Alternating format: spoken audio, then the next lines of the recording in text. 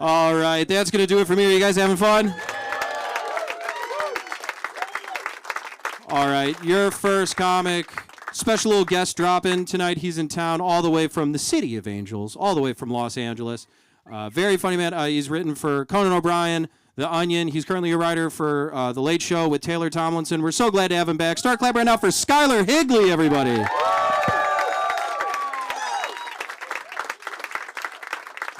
Hey, keep it going for Joe, everybody. Keep it going for him. Yeah. All right, cool. Yeah, I'm in town. I'm here now. I'm back from that horrible, horrible city. This is great. LA, don't go there. It's bad. And you're not a good person if you like it. It's weird. Chicago's like a real city. You know, I don't know any other city that's got a flag. Does anybody? That's reserved for countries and people of the LGBTQIA spectrum. Chicago's basically a sexuality, is what I'm saying. That's what it is. Have our own shit. I'm feeling good, man. I'm happy to be alive right now. Happy to be alive. I was recently diagnosed with a very scary disease called lactose intolerance. I say diagnosed. I found out. You know, you find out. And let's just say it's not by an owl that brings you a letter. It's darker than that, you know? I just had no idea, dude. Growing up, I drank so much milk. Full glasses, like a goddamn Zodiac killer. What was I doing with all that milk? It was weird. Now I even have a drop of it. I automatically get a notification in my phone. New event. 3 p.m. to 5 p.m. Location, you know the location. It's crazy. I had no idea. We live in such a lacto-normative society, you know what I mean? In America, we love milk. We love milk, bro. We love milk so much that we used to have entire men that used to get in little uniforms like they were the Marines. And they come over to your house, they deliver your milk, they have sex with your wife, and you wasn't even mad about it. You just watch them being like, USA, USA. Milkmen, bro. So much milk propaganda. You guys remember those Got Milk ads? The most passive-aggressive ads of all time? Be like, oh, you don't got milk? What are you, gay? If I didn't got milk, I'd probably kill myself. I would. It's weird. And here's how I know those ads were on some like crazy like deep state type shit, right? Because they didn't even advertise a brand of milk. It was just milk. When does that ever happen? When have you been watching a commercial? It's like, hey, bruh, chips. You like, what kind of chips? Like, I don't know, nigga, buy chips. Put my hand up on your hip, I chip, you chip, we chip, you know? And those ads lied, too. They lied. They told me if I drank milk, I was going to get strong bones. That's a lie.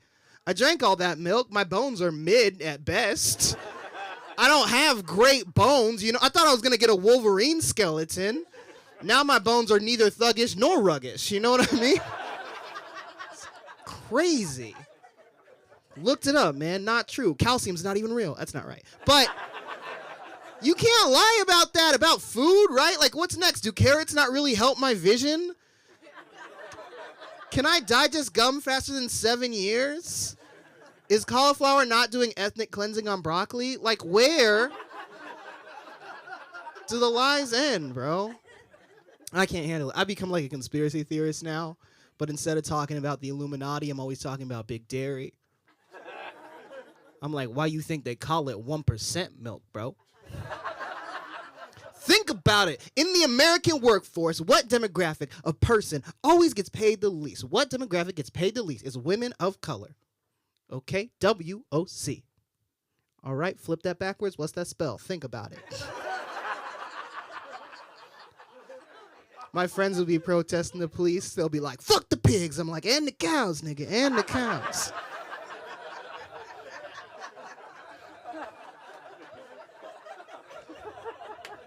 Stay woke, bro. Stay woke. I'm woke as fuck. I'm woke as fuck. I'm not racist. I try not to be. I try not to judge people based on the color of their skin. That said, I do hate the Blue Man Group. I do. I do. Fucking want them out of my country. Get them out of here, you know? I think they're dirty. I think they're loud. They go up there. They're on stage. They perform. They never talk. I'm like, this is America. Learn the language. And I know if here's how I know there's a problem with the police. Because if I was a cop and I saw a blue man just on the street, on site, I would shoot him. I would, bro. Blue lives matter? Not on my watch. You think you're not racist. You think you don't have stereotypes. I thought I didn't have stereotypes, but then sometimes it just comes out. Like, I thought that I didn't really have stereotypes about people, and then one day, my mom called me and told me that she was getting married to a Nigerian man she met online. Yeah. I know what you're thinking, but I was supportive. I was like, Mom, you're supposed to delete those emails. But it was true. She's like, no, Skylar, it's not a scam. Okay, I have been in a very serious romantic relationship for 6 months, and I'm really in love with Prince Adebayo, you know? Just kidding. His name wasn't Prince Adebayo. I actually don't even know what his name was. Yeah, because it didn't work out. Obviously, they got married at a courthouse. I'm like, oh, that's convenient. You'll know where to press charges later. For 9 months, I had a Nigerian scammer stepdad. I'm telling you.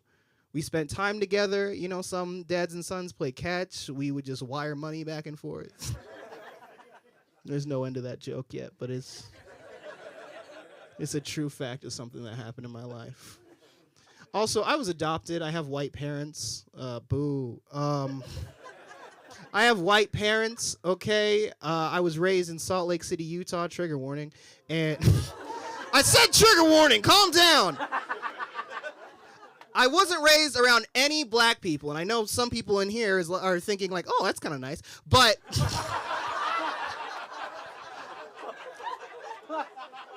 you guys laughed too hard at that. Now I know about you. I had no access to any black culture, which kind of sucks for me, right? Because like racist stuff would happen to me. Like the whole point of black culture and black art is that's how we deal with racism. I didn't have any access to that. Like something bad and racist would happen, then like the only music I had to deal with it was the Cranberries. Like that sucks. It's not how it's supposed to work.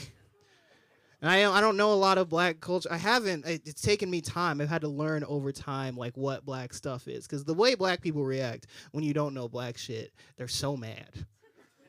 They're so mad immediately, and they can't even process. They're like, what? You don't know Bebe's Kids? What? You don't know Baps? What? You don't know the entire filmography of Faison Love? What? You're not Faison Love? Yo, why the fuck aren't you Faison Love? You get the fuck out of here and come back when you're Faison Love. That's all black people, I swear. You guys don't know. I had a lot of white friends who, it was early 2000s, right? Early 2000s, white boys did this thing where they decided they were black. And so a lot of my white friends would be like, oh, yo, nigga, you gotta like hit this weed, bro. And I'm like, fellas, I don't think we should be saying that word. I think that's a bad word to say, you guys. And then they would say shit like that to me too. They'd be like, yo, we're like low-key like blacker than you, bro. And I'm like, all right, well, I hope you get sickle cell then. Because, nah, you don't say that shit to me. You're black? Well, don't fucking talk to me, boy. You know what I mean? Get out of here. Fucking redline your ass into a food desert, call the police on you for eating vegetables. Fuck you. Fucking hate that shit. I had black people say that to me too. It's like, oh, you're not really black just because you were raised in that. I didn't like that. I'm not really black. I was adopted. I was literally taken by white people. It's the blackest thing you can do. That's the original thing of black. It's the whole thing. Pretty good. You guys have been great. I have one more joke, and then I'm going to go. So I was in a Starbucks recently because I hate good coffee, right? And I was on my laptop. I was just minding my own business on my laptop. There was a black man sitting to the table to my right. He was minding his own business. There was a white woman sitting across from us. Very important to the story. She was on her laptop, but she had that moment where she had to pee. So she gets up, stands up, looks around for like who's going to watch her laptop, right? And she looks at me for a very long time, right? And then she makes a choice to look to the black man to my right, kind of studies him for a second, then turns around, takes a couple steps away, and asks another white person sitting way further away than us if she could watch her laptop. And it was like, oh, shit, it's a microaggression. That's fun. So she like asked her. This other white woman knew what was going on, though. She could see it. She was like, I don't want to say yes, but it's either this or recite a Maya Angelou poem, so I gotta... This woman goes to the bathroom, right? And then I'm just sitting there in that strange racial tension. I'm like, wow. So she just assumed because we're black, we're going to steal her laptop. But I'm not going to steal her laptop because I'm black. I'm not going to steal her laptop because I already have a laptop with me. And I don't want to carry 2 laptops. So I'm like, I gotta teach everybody a lesson right now. I can't let this stand. So I came up with this idea where I waited for her to come back from the bathroom, right? She sits back down in front of her laptop, which is when I stand up in front of my laptop. I make eye contact with her, same way she did with me. And the moment we make eye contact, I turn to the black man to my right. I go, hey, brother. Hey, my fellow black brother, my fellow melanin king, out here overcoming the chains of oppression to shine like the diamonds of Mother Africa. Brother, I ask you, nay, I beseech you. Brother, you are being beseeched right now. If you, as well as our ancestors, could turn a watchful Negro eye towards my laptop. Because as we all know, brother, there are some white devils out here that would like to steal our property the same way they stole our people as property all those years ago. What do you say, brother? And assalamu alaikum, by the way. Now, I just put this dude on the spot, right? I was like, yo, thinking about it, did he even see what was going on? Like, I might have just thrown a Black Panther surprise party on this dude. But he did it. He played along perfectly. He didn't say anything. He just put his fist up real quick. All right, Evan, Skylar, Higley, you guys have been phenomenal. Give it up for yourselves. Give it up for Joe. Skylar Higley, everybody. Let him hear it.